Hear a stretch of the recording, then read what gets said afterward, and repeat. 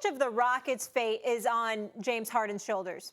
Listen, I think some of it is on his shoulders. There's no question about it. He's the star. He's the franchise player for the Houston Rockets. But me personally, Coach Max, I'm really getting sick and tired of his name being the only name that's coming up. You've got a point guard in Chris Paul that just re-upped for $160 million. Last time I checked, when we talked about the big-time lineup that the Houston Rockets had, clearly his name was in the mix. We should expect more from him. I'm thinking about Mike D'Antoni. For years, we've lauded his offensive brilliance and what he's brought to the table instead of really just establishing an evolution in the NBA from an offensive perspective, but clearly there's been something missing defensively, why this great offensive-minded coach has still never coached in an NBA Finals. And then, of course, it's Daryl Morey, because obviously you're the architect of this system. You hired Mike D'Antoni. You got James Harden there. You went out and got CP3, etc. What are you going to have to show for it? I understand you're not losing. You were the number 1 seed last year. You went to the Western Conference Finals, Game 7. By no means am I accusing Daryl Morey of having failed at his job. That would be asinine. But he is on the record saying Golden State is who we shoot for. That's who we go after. He built this roster with them in mind. And ultimately, if you come up short, we have to ask ourselves why. Is it just about Harden,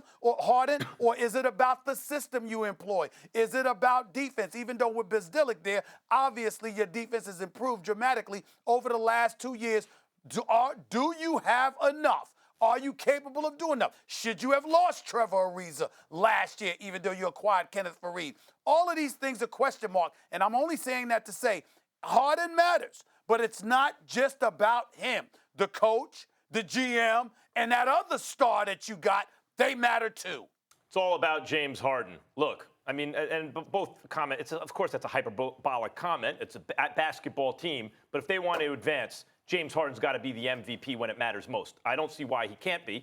He's the MVP the last 3 seasons. His name is the only constant name. Is it James Harden or KD? Is it James Harden or Steph? Is it Harden or LeBron? Harden or the Greek Freak? It's always Harden right there until you need him most. And then he's not the MVP. Be the best player in the world when your team isn't hitting shots. And I think he can do it. I think it's in there somewhere. LeBron wasn't born into the NBA that way. He had to develop that way. Maybe Harden can do the same thing. As far as your criticism of the system and Daryl Morey, I think that's completely misplaced.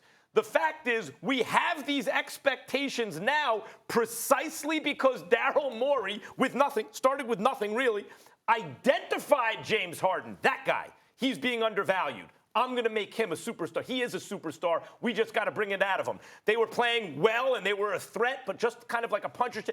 D'Antoni, his system. Remember Rick Pitino's bomb squad back in the day, Stephen A., Mark Jackson, and Trent Tucker, and Johnny Newman, and all those guys? D'Antoni said they had the right idea. They had the right idea. Shoot more threes. He doubled and tripled down on taking a shot which has become a high percentage, high-yield shot. I'll let Stan Van Gundy go first. So the system, the fact that they play so many good-yielding bets, and the fact that Daryl Morey identified an underrated player and showed that he's, in fact, a superstar is the reason we're even having the conversation about the Rockets. To then turn around and say, well, see, the system's not good. No, they just don't have KD and Steph and Clay and Draymond. The reason they can compete with a team that's better than them is because of their system. Look, I think what happens, and the reason that Harden draws the criticism he does, is the way they play, is they put the ball in James Harden's hands every single time down the floor, and he has to hit a home run. No singles, no doubles. He's got to hit a home run every time. It's either a Harden pick and roll or it's a Harden isolation. There's very little movement in their offense. It's very stagnant. Everybody stands around. The entire defense loads up on him, and he's got to try to make a play. He's been able to do it successfully. It's why they've won at a high level. It's why they've played well offensively. But that is going to put everything on one guy's shoulders. Yes, the other guys have to step up. I think Eric Gordon has played well. They need more guys. But every clip you see, the only guy moving is James Harden, and if Clint Capella or Nene sets a screen and rolls to the basket. Everybody else stands there. It's hard to hit home runs against the best teams in a long playoff run.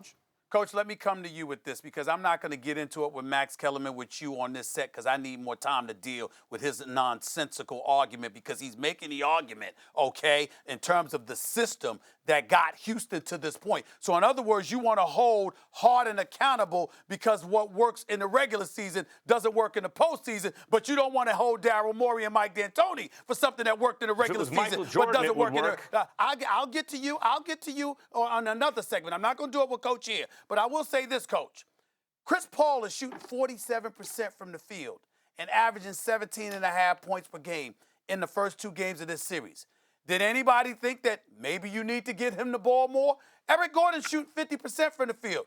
Does he not need to get the ball more? So when we're talking about systemically, things that are happening systemically in terms of the Houston Rockets, I'm thinking about those supplementary parts because my position, Coach, has been religiously that ISO play is not going to work come postseason against an elite team in a 7-game series. To that you say what, Stan Van Gundy? No, I think you have a great point there. I mean, I also will go to the Philly series against Toronto.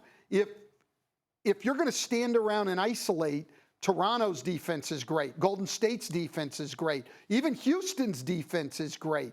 You know, everybody loads up, looks at the guy with the ball. When you have to go and play against movement, okay, it becomes a little bit more difficult and opportunities are created. Philly did a better job the other day staying with their movement against Toronto. Houston has very little movement in their offense. This is a home run hitters But Coach, team.